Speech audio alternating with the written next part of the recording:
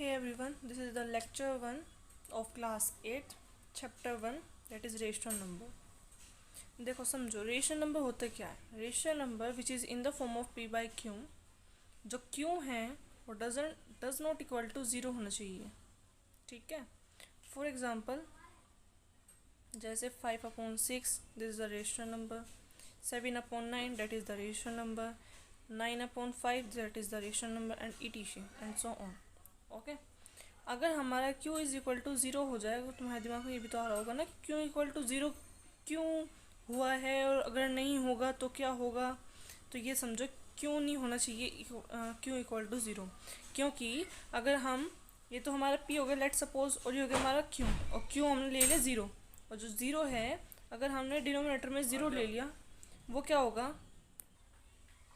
तो हमारा ज़ीरो हो गया डिनोमिनेटर में तो क्या होगा अगर हम इससे इसको डिवाइड करेंगे तो हमारा नॉट डिफाइन आ जाएगा और नॉट डिफाइन जो है वो हमारा रेशनल नंबर नहीं होता.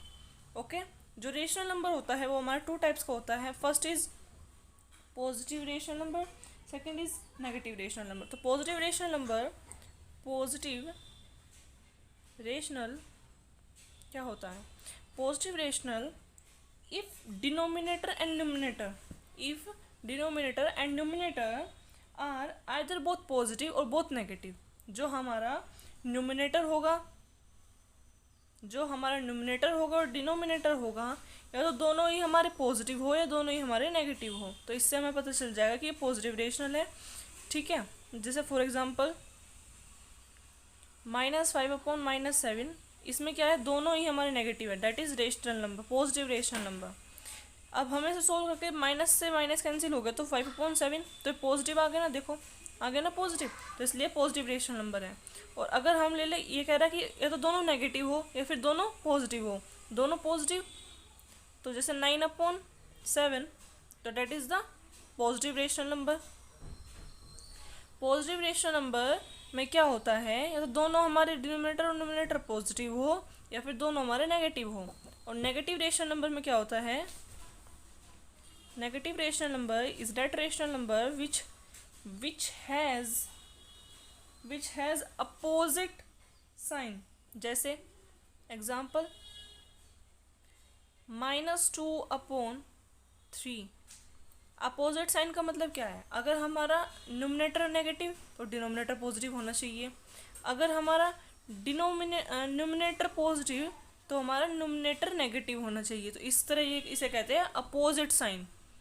ओके. अपोजिट साइंस का मीन पता चले गया ना कि अगर हमारा न्यूमरेटर नेगेटिव तो डिनोमिनेटर पॉजिटिव, अगर हमारा न्यूमरेटर पॉजिटिव तो डिनोमिनेटर नेगेटिव. उसे कहते हैं नेगेटिव रेशनल नंबर, क्योंकि इसमें एक तो नेगेटिव का साइन आ ही गया ना तो इसलिए नेगेटिव रेशनल नंबर हो गया. अब आ जाती है हमारी थ्री प्रॉपर्टीज़ बहुत सिंपल है, कोई भी टेंशन लेने की ज़रूरत नहीं है, बहुत ईजी है, समझो बस, समझने के ऊपर बात है. थ्री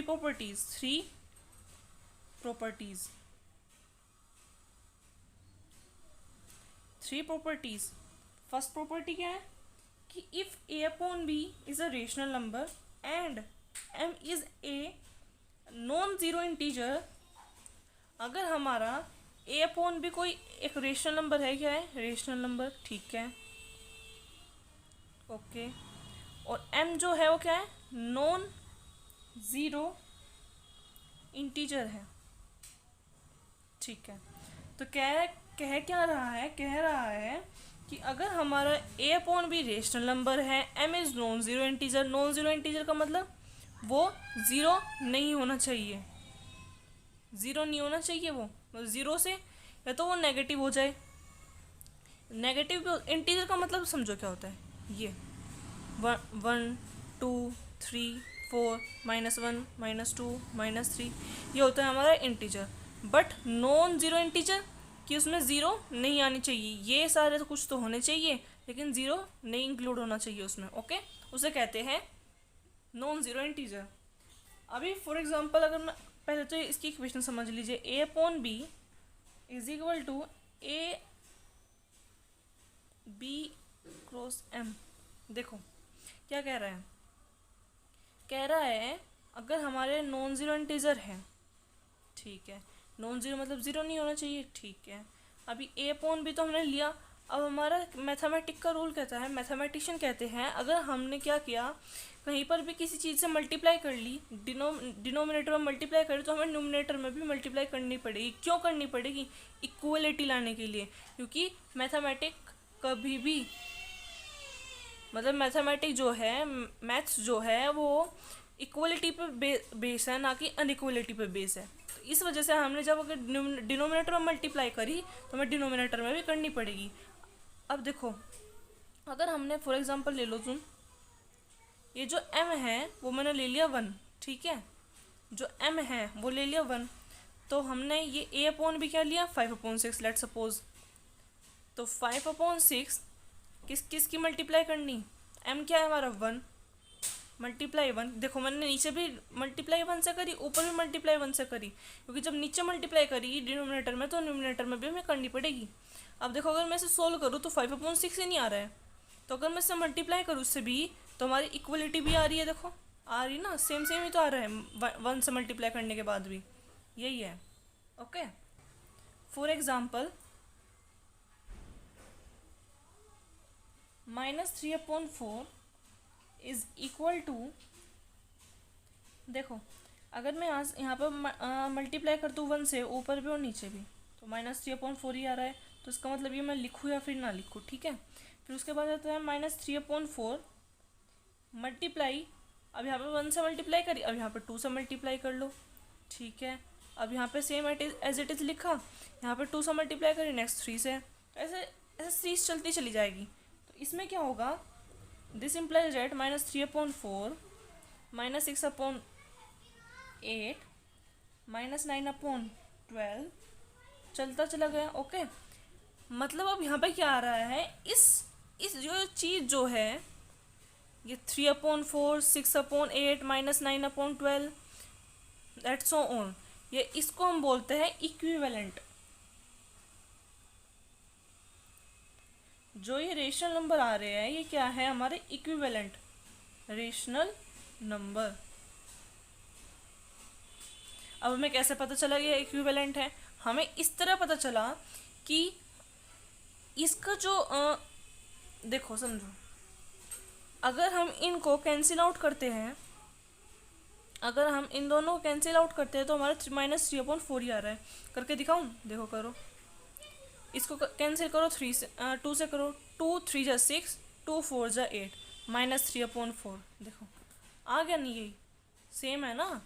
तो इसे कहते हैं, अगर इनको हम कैंसिल कर दें और हमारे सेम वैल्यू, पहले वाली वैल्यू आ जाए, ओके, तो इसका मतलब है ये इक्विवेलेंट रेशनल है। ये जो सीरीज है सारी, जो ये रेशनल नंबर्स हैं, ये सारे के सारे इक्विवेलेंट है, मतलब इक्वल है।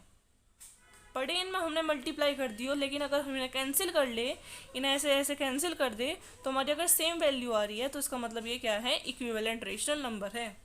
ये इसको समझने का तरीका है। प्रॉपर्टी सेकंड है,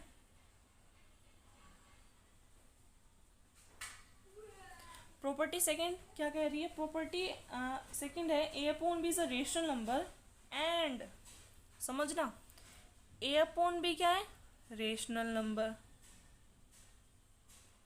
एंड m क्या है, अब की बार जो m है वो है कॉमन डिवाइजर। क्या है, common divisor of a and b।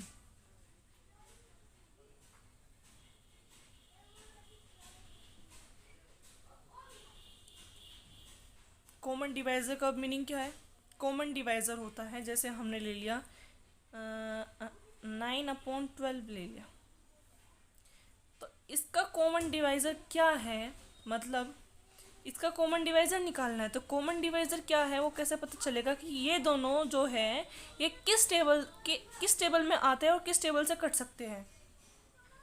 ये 3 से दोनों कैंसिल आउट हो सकते हैं ना, तो वही 3 इसका क्या है, कॉमन डिवाइजर है। देखो 3 3 जा 9, 3 4 जा 12, तो दोनों जो है, दोनों जो वैल्यू है वो किस से कट रही है, 3 से, और 3 क्या है, कॉमन है इन दोनों में, है ना। तो उसे कहते हैं कॉमन डिवाइजर। डिवाइजर का मीन्स कौन काट रहा है, कौन इन दोनों वैल्यू को काट रहा है। तो 3 है इसका कॉमन डिवाइजर, 3 कॉमन डिवाइजर है, और जो फ्रैक्शन है उसका 3/4 आ गया। सिंपल है तो नहीं, कुछ बहुत ही सिंपल है, ज़्यादा टेंशन लेने की ज़रूरत नहीं है। अब देखो, अब एग्जांपल है सेकेंड प्रॉपर्टी में एग्जाम्पल -32/40। अब देखो समझो, इसको इन दोनों कॉमन डिवाइजर क्या है, सोचो क्या है, सोचो क्या है, 8 है। क्या है इन दोनों कॉमन डिवाइजर, 8। देखो कैसे आया 8,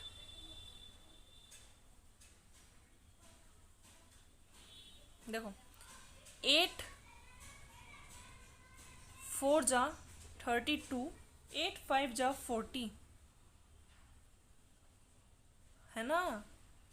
8 का टेबल में हमारा 32 भी आता है, 8 के टेबल में हमारा 40 भी आता है, तो 8 इसका क्या है, ये 8 क्या है, ये कॉमन डिवाइजर।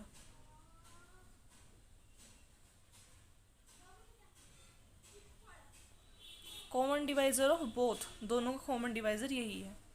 नेक्स्ट प्रॉपर्टी आ जाती है, नेक्स्ट जो प्रॉपर्टी है वो इन दोनों से भी सिंपल है, बहुत ज़्यादा सिंपल, कुछ भी तो नहीं है उसमें प्रॉपर्टी में। अभी देखो समझो, तुम भी यही बोलोगे बहुत सिंपल है। देखो क्या है नेक्स्ट प्रॉपर्टी कि A/B and C/D, A/B and C/D हमारे दो रेशनल नंबर है, एंड अगर हम कह दें कि A/B इक्वल है C/D के, तो इसको सोल्व करने का जो तरीका होगा, हमेशा अगर दो रेशनल इक्वल हो गए तो उनकी क्रॉस मल्टीप्लाई कर दो। क्रॉस मल्टीप्लाई का मतलब क्या होता है कि A की तो मल्टीप्लाई D के साथ, इक्वल क्योंकि इक्वल का साइन है ना, इसको तो उठा के इधर ले जाओ और इसको उठा के इधर ले जाओ, C/B, यही हमारी प्रॉपर्टी है ना। सिंपल, बहुत ज़्यादा कुछ भी नहीं है, वेरी सिंपल। अभी हम स्टैंडर्ड फॉर्म निकालने जा रहे हैं किसी भी वैल्यू की। फॉर एग्जांपल स्टैंडर्ड फॉर्म निकालने के लिए क्वेश्चन क्या है, एक्सप्रेस 33/-44 इन स्टैंडर्ड फॉर्म। इसको स्टैंडर्ड फॉर्म में लेकर आना है, इस वैल्यू को स्टैंडर्ड फॉर्म में लेकर आना है। वो किस तरह लाएंगे, देखो 33/-44। सबसे पहली बात ध्यान रखो कि अगर हमारा डिनोमिनेटर नेगेटिव है, मैं यहाँ पे तुम्हारे पॉइंट्स लिख रही, पॉइंट फर्स्ट कि अगर डिनोमिनेटर नेगेटिव है तो उसको पॉजिटिव में कन्वर्ट करो, ठीक है। सेकंड पॉइंट है कि जो हमारे रेशनल है इसका कॉमन फैक्टर निकाल लो, सॉरी कॉमन डिवाइजर, ठीक है। फिर थर्ड है, कॉमन डिवाइजर निकालने के बाद उस कॉमन डिवाइजर से डिवाइड करो, कॉमन डिवाइजर को डिवाइड करो।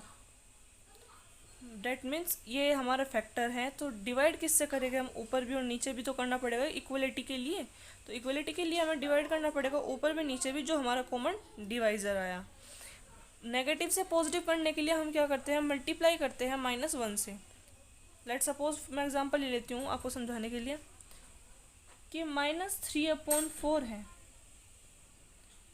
4/-3 है। अगर मैं हमें जो डिनोमिनेटर है वो पॉजिटिव लेकर आना है, ठीक है भाई, ये बात हमें समझ में आ गई। अगर डिनोमिनेटर हमें पॉजिटिव लेकर आना है तो अगर मैं इसमें -1 से मल्टीप्लाई करूँ, मैं माइनस से मल्टीप्लाई कर दूँ, क्योंकि माइनस माइनस होता है प्लस, तो हमारा प्लस में आ जाएगा ना। तो इसलिए अगर मैं यहाँ पर -1 से मल्टीप्लाई कर दूँ -3 को, तो हमारा डिनोमिनेटर पॉजिटिव आ जाएगा, सिंपल। फिर इन दोनों को हमने क्या निकाला, कॉमन डिवाइजर। कॉमन डिवाइजर निकालने के बाद हमने कॉमन डिवाइजर से डिवाइड कर दिया, सिंपल। देखो अब इसमें आपको बहुत जल्दी समझ में आएगा।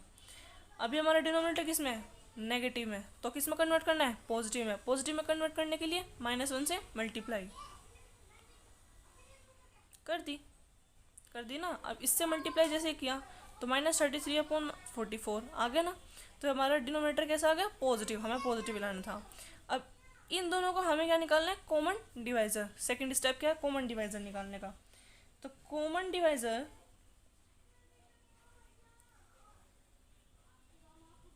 ऑफ किस का, 33 का एंड 44 का।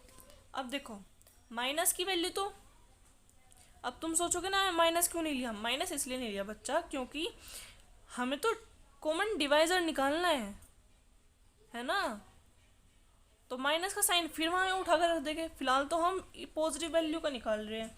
इस कॉमन डिवाइजर क्या है 33 का 11 44 का 11, डेट इज 11 क्यों है देखो 11 3 जा 33, 11 4 जा 44, इस वजह से है 11। ओके, अब क्या जो कॉमन डिवाइजर है उससे क्या करा डिवाइड किया, इस वैल्यू को, ये वैल्यू एज इट इज यहाँ पर रख दी।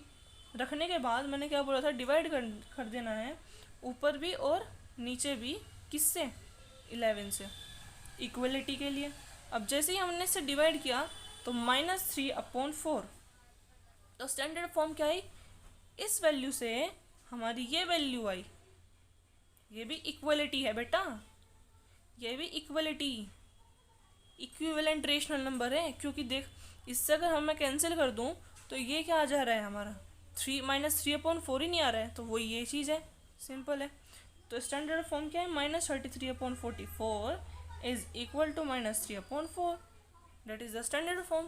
तो करना क्या है, बस ये स्टेप याद रखो कि डिनोमिनेटर होगा नेगेटिव, उसे पॉजिटिव में कन्वर्ट करने के लिए -1 से मल्टीप्लाई, ये रेशनल जो हमें दिया हुआ है, कहाँ गया, हाँ ये जो रेशनल दिया हुआ है इसका हमें कॉमन डिवाइजर निकालना है। Common divisor that means common divisor जो इन दोनों को एक ही टेबल कैंसिल आउट करता हो, नोमिनेटर और डिनोमिनेटर को कोई भी एक टेबल, वो कौन सा टेबल है वो आपको चूज़ करना होगा, और वो कैंसिल आउट करता हो उनको, वही उसका कॉमन डिवाइजर होगा। फिर उस कॉमन डिवाइजर से ऊपर भी और नीचे भी, डिनोमिनेटर में भी और नोमिनेटर में भी क्या करना है, डिवाइड कर देना है। जो वैल्यू आएगी इन दोनों वैल्यू को इक्वल रखो, वो हमारा स्टैंडर्ड फॉर्म आ गई।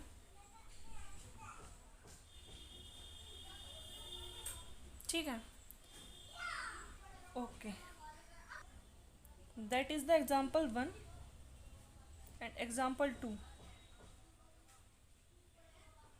एग्जाम्पल 2 है विच ऑफ द नंबर -3/4 और -5/6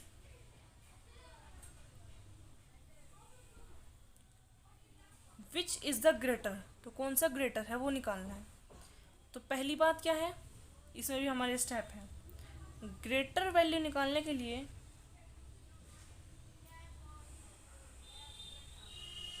दैट मीन्स ग्रेटर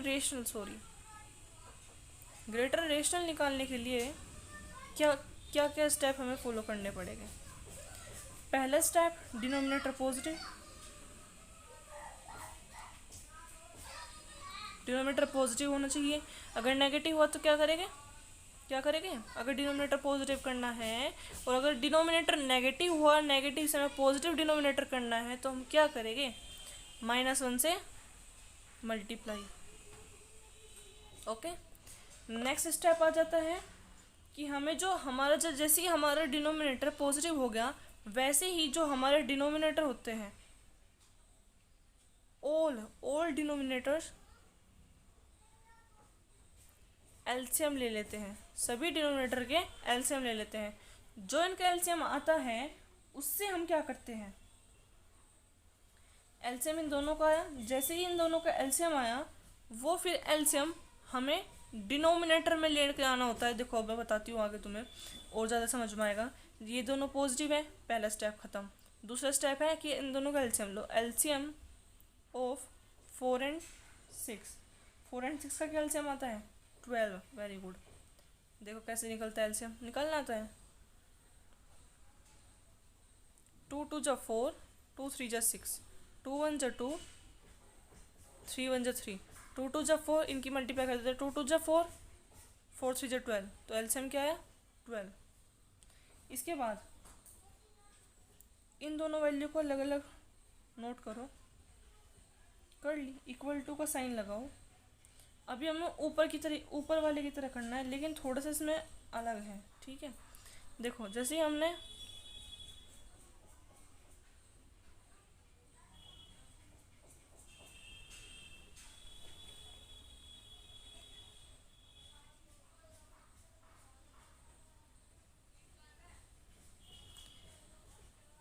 जो एलसीएम आया वो हमें डिनोमिनेटर में लिखा, लिखने के बाद हमको क्या देखना है कि इसमें मैं किसकी मल्टीप्लाई करूं जो मेरा 12 आ जाए, 4 में मैं किसकी मल्टीप्लाई करूं जो मेरा 12 आ जाए। बस ये है इसमें, ठीक है। बस यही समझने की चीज़ है कि एलसीएम लेने का मेन पर्पज़ है कि मैं इक्वल टू का साइन लगाने के बाद इसे डिनोमिनेटर में लूँ, और डिनोमिनेटर में लेने के बाद मैं ये देखूँ कि 4 में मैं किसकी मल्टीप्लाई करूँ जो मेरा 12 आ जाए, और 6 में मैं किसकी मल्टीप्लाई करूँ जो मेरा 12 आ जाए। तो 4 में अगर मैं 3 की मल्टीप्लाई करूँ तो मेरा 12 आ जाएगा, और 6 में मैं 2 की मल्टीप्लाई करूँगी तो मेरा 12 आ जाएगा। अभी हमें इक्वलिटी के लिए अगर हमने डिनोमिनेटर में मल्टीप्लाई करी तो हमें नोमिनेटर में भी मल्टीप्लाई करना पड़ेगा। 3 3 जा 9 होता है, इसको मल्टीप्लाई करके लिख लो, आ गया तुम्हारा आंसर। अभी तो ये तो हमारी वैल्यू आ चुकी है। अभी हमें क्या देखना है, अभी हमें देखना है कि विच इज़ द ग्रेटर, कहाँ गया, हाँ, which is the greater value, which is the greater rational कौन सा है। तो ग्रेटर रेशनल पता करने के लिए देखो डिनोमिनेटर तो हमारे सेम है, तो ये तो हमें देखने की ज़रूरत है नहीं, ठीक है। उसके बाद न्यूमिनेटर हमारे सेम नहीं है, तो इसमें मुझे बताओ कि -9 ग्रेटर है कि -10। जल्दी हरी अप, जल्दी बताओ कि -9 ग्रेटर है कि -10। Hurry up, that is the -9 is the greater value than -10। क्योंकि जैसे ही हम नेगेटिव की साइड में बढ़ते चले जाते हैं तो हमारी वैल्यू की, जैसे ही हम नेगेटिव में इधर को चलते चले जाते हैं, वैसे ही हमारी जो वैल्यू होती है, वैल्यू की जो रेंज होती है वो कम होती चली जाती है। और जैसे ही हम इधर को चलते चले जाते हैं तो हमारी जो वैल्यू होती है वो इंक्रीज होती चली जाती है। जैसे हम कहते हैं 2 बड़ा कि 3 बड़ा, तो हम कहते हैं 3 बड़ा। इधर को जाएंगे तो वैल्यू बढ़ेगी, और इधर को जाएंगे तो वैल्यू घटेगी। लेफ्ट साइड को जाएंगे तो वैल्यू डिक्रीज होगी, और राइट साइड को जाएंगे वैल्यू इंक्रीज होगी। देखो यहाँ पे 0 हुआ, यहाँ पे 1 हुआ, यहाँ पे 2 हुआ, 3 4 5 इस तरह हुआ, -1 -2 -3 -4 -5। जैसे ही हम इधर से इधर को चले तो हमारी 5 से 4 छोटा, 4 से 3 छोटा, 3 से 2 छोटा, 2 से 1 छोटा, 1 से 0 छोटी, और 0 से -1 छोटा। और जैसे ही हम इधर को जाएंगे तो हमारी वैल्यू बढ़ेगी। -5 से 4 बड़ा, -4 से -3 बड़ा, -3 से -2 बड़ा, -2 से -1 बड़ा, और -1 से 0 बड़ा, और 0 से 1 बड़ा, 1 से 2 बड़ा, 2 से 3 बड़ा, 3 से 4 बड़ा, और 4 से 5। तो इधर को जाएंगे तो वैल्यू इंक्रीज होगी, इधर को जाएंगे मतलब लेफ्ट साइड को जाएंगे तो वैल्यू डिक्रीज होगी, राइट साइड को जाएंगे तो वैल्यू इंक्रीज होगी। तो अब यही बात समझो कि हमें जैसे हमने -9 हमारा लेट सपोज यहाँ आया, -10 यहाँ पर आया, तो हम इधर को जाएंगे, राइट साइड को जाएंगे तो वैल्यू किसकी इंक्रीज होगी, इस तरह इंक्रीज होगी ना राइट साइड को, तो वैल्यू इंक्रीज होगी। तो वैल्यू 10 बड़ा होगा, -9 बड़ा, क्योंकि हम इधर को जा रहे हैं तो वैल्यू इंक्रीज होगी, तो -9 बड़ा होगा। और जैसे ही इधर को जाएंगे तो -10 छोटा हुआ, डिक्रीज होगी वैल्यू, इधर को जाएंगे तो डिक्रीज होगी वैल्यू, तो -10 छोटा हुआ। इस वजह से हमारा -9 ग्रेटर वैल्यू है। अब हम देखेंगे which is the greater rational कौन सा ग्रेटर है, तो जो जिसका डिनोमिनेटर ग्रेटर उसका ही रेशनल ग्रेटर। तो -9/12 इज ग्रेटर देन -10/12।